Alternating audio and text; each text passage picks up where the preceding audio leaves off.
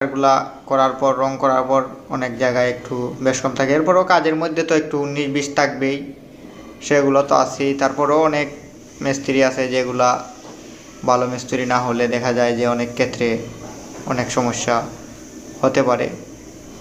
তো আমরা যদি এইভাবে এই কাজটা করি, দেখা যায় অনেক ক্ষেত্রে অনেক মজবুত এবং সুন্দর হয়।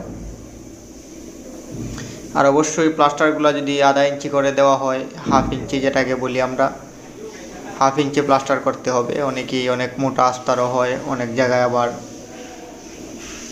কেউ পাতলা করে আস্তরও করেন। তো আমি মনে করি 1/2 ইঞ্চি প্লাস্টার করলেই যথেষ্ট। তারপর একটু ইটের মধ্যেও অনেক বেশ কম থাকে, সেক্ষেত্রে তো এক জায়গায় কম বেশি হতেই পারে। ইটও যেগুলা ইট বানানো হয়, সব ইট কিন্তু সাইজে সমান হয় না। দেখা যায় গাঁথনি একদিকে সুতা করার পর অন্যদিকে কিন্তু